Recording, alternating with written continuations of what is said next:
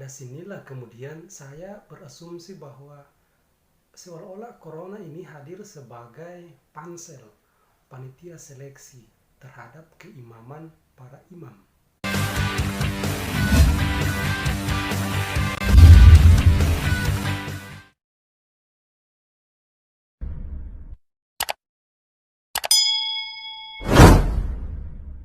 Assalamualaikum warahmatullahi wabarakatuh.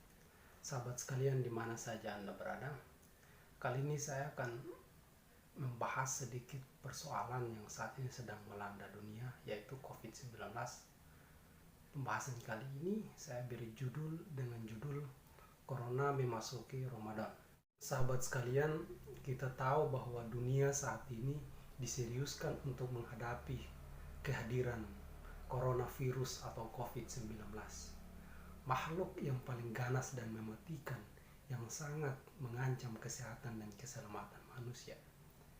Dengan perannya yang demikian, sehingga pemerintah Indonesia pun sudah tergetar untuk mengambil tindakan, yakni memberlakukan pembatasan sosial berskala besar sebagai upaya pencegahan dan penanggulangan penyebaran pandemi ini.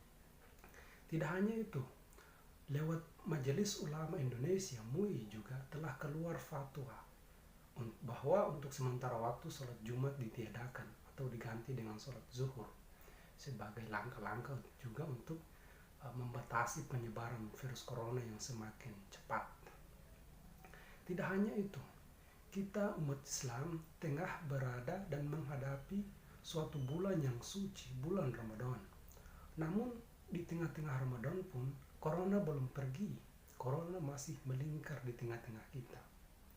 Kita sama-sama menghadapi dua persoalan, soal ibadah dan soal corona.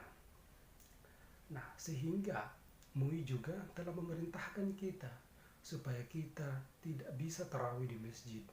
Kita hanya bisa tarawih dan beribadah yang lain pun kita laksanakan di rumah kita masing-masing.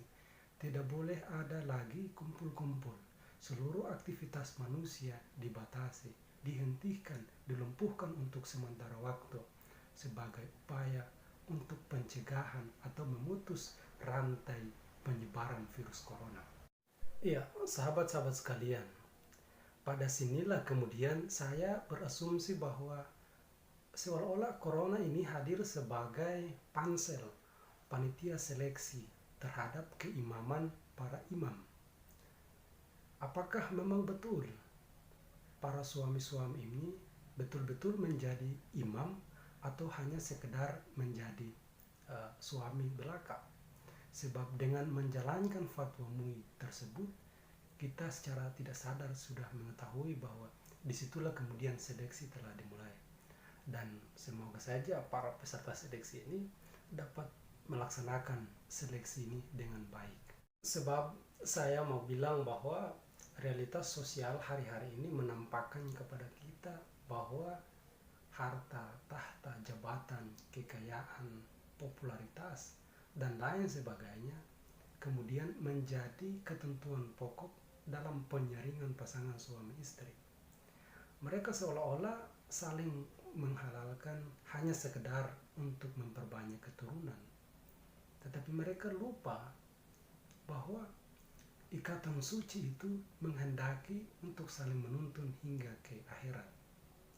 Karena ketika nanti seorang anak lahir, pasti doa yang wajib dan selalu disampaikan ketika sanak saudara, famili, kerabat, dan lain sebagainya. Siapa saja ketika mendengar kabar kelahiran anak itu, pasti mereka akan menyatakan, semoga anak itu kelak menjadi anak yang soleh dan soleha.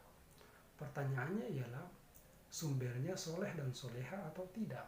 Karena untuk mendapatkan tanaman yang baik, maka dibutuhkan pula bibit yang baik, yang berpupuk soleh dan soleha.